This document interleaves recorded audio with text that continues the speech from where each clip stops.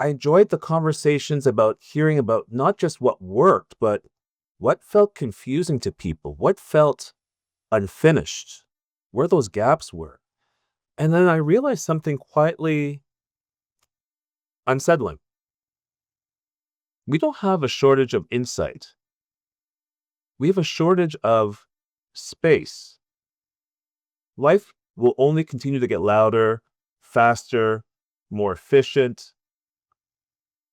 And the things that actually shape us, our doubts, our transitions, the moments where we pause, they don't thrive in the noise.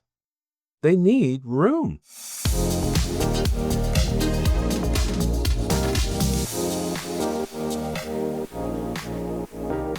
I am going to start with something that still makes me laugh a little.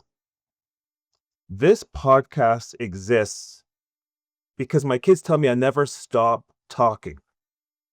Because I love a good conversation. I mean, who doesn't? Right? I do. And if you ask my kids, they tell you that's actually the problem. If there's a human being within arm's reach of me, there's a good, decent chance that I'll be talking to them. Airport gate, yes. Bathroom line, check. Train platform, no problem. At this point, my kids don't even react anymore. Right? They just quietly step a few feet away and wait for me to finish learning someone else's life story. But did I ever see myself as a podcast guy? No, not at all. I'm much more the guy. Yeah, I'm more the guy with the 37 browser tabs open, genuinely believing that this is the moment that I'm going to look at the content in each of those tabs. Right? All this is to say that I've always been comfortable in conversations. It's where I feel like I'm most at home. And that comfort mattered more than I actually realized. Because when conversation is easy, when life just flows, when things mostly work, you don't interrogate things too closely. I'm like, why would you? It's working. There's enough change in the world. Right? I have a life that works, a rhythm that makes sense to me, people I care about, work I am deeply proud of. And when things are going well or things are good, you don't go looking for reasons to change them. It's not like I was searching for more. It's not like I was unhappy. It's not like I was trying to escape something. I was doing what a lot of people do when life feels fine, right? You keep going. You stay in your lane. You follow the script, right? You don't mess when something isn't broken. You don't mess with something that isn't broken. Like, why? And honestly, like that feels like the most responsible choice. Quietly sitting in the background of all of this is this idea that my spouse has, and we've been talking about this for many years, is that we wanted to take our kids on a trip around the world. I mean, not seriously. At least I wasn't serious about it. Not in this is actually going to happen kind of way. We would just talk about it notionally, right? More like the way you kind of talk about, I don't know, cleaning up the garage or finally getting everything done on your honey-do list. Sure, one day, absolutely you're going to get that done, right? I humored it the same way I humor a lot of these things. Yes, we'll get to it, honey. Definitely. We're going to get that trip. Sounds fantastic. Except that this idea didn't go away.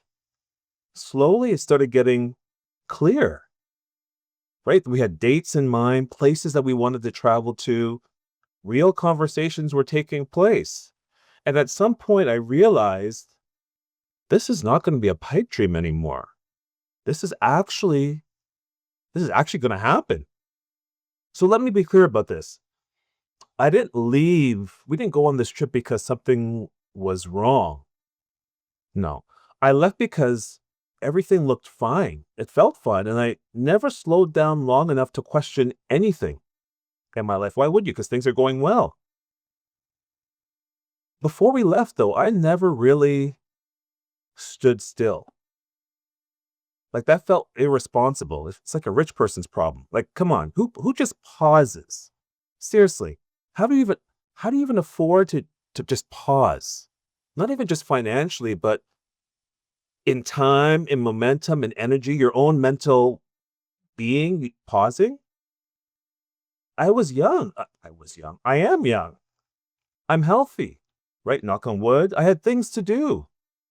Standing still felt like I would be falling behind. And in this economy, how can you fall behind? And then we left. And suddenly I'm going from like 0 to 60 in 3.5. I'm sitting on trains and just watching the world go by outside my window.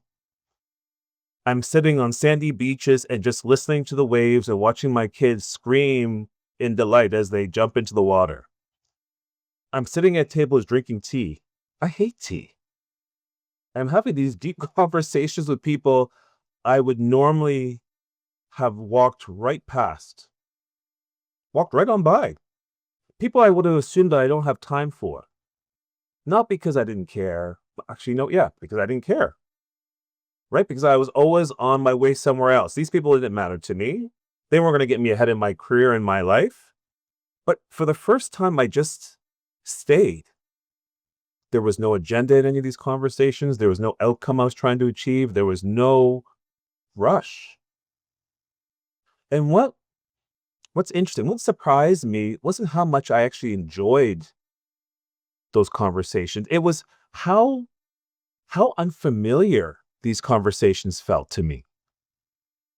I had realized how much of my life I had spent moving through moments instead of actually just being in them. Yeah, I noticed things I was normally rushing past, paying attention in ways I hadn't before. And with that came this kind of quiet appreciation for things I'd stopped really noticing. My health, my happiness, my tribe, my people, right? This trip didn't make me dramatic. I don't think it made me dramatic. It made me much more grateful for what I have. And when we came home, I wasn't the same person who left. No, I mean, life didn't change overnight. Sure, when we came home, yes, you go back to the same routines, the same responsibilities, the same pace, waiting to pull you back in to what you left. But I had changed. I noticed more. I rushed less. And I wasn't as convinced anymore that standing still was a complete and utter waste of time. I started craving a different kind of conversation. Not the big dramatic ones, or ones that were going to get me ahead, but just honest conversations. The kind where people would stop polishing the story to make themselves look good. The kind that I would stop telling to make myself look good. Right? I enjoyed the conversations about hearing about not just what worked, but what felt confusing to people, what felt unfinished, where those gaps were. And then I realized something quietly unsettling. We don't have a shortage of insight. We have a shortage of space. Life will only continue to get louder, faster, more efficient. And the things that actually shape us, our doubts, our transitions, the moments where we pause, they don't thrive in the noise. They need room. That's where this podcast comes from paying attention, from slowing down enough to notice what I'd been moving past. So if you're listening to this and nothing in your life feels broken, that's okay. And if things aren't great, if something feels off, unfinished, heavier than you expected, that's okay too. It is. This podcast isn't here to convince you to change anything. I mean, listen, I can't even convince my spouse that my way of loading the dishwasher is perfectly logical. After almost 15 years of marriage, I'm still battling that challenge. This podcast, listen, is for people they're for moments when you catch yourself pausing, even briefly, and realize there's something you've been putting off that you're thinking about. A question maybe you keep circling. A feeling that shows up and then disappears before you can actually name it. I don't know, maybe a sense that you've been moving quickly through a life that might deserve a little bit more of your attention. I can relate to that. These conversations are for that space, the in-between, or the pause, as I call it. That part of life that doesn't need fixing, just notice it.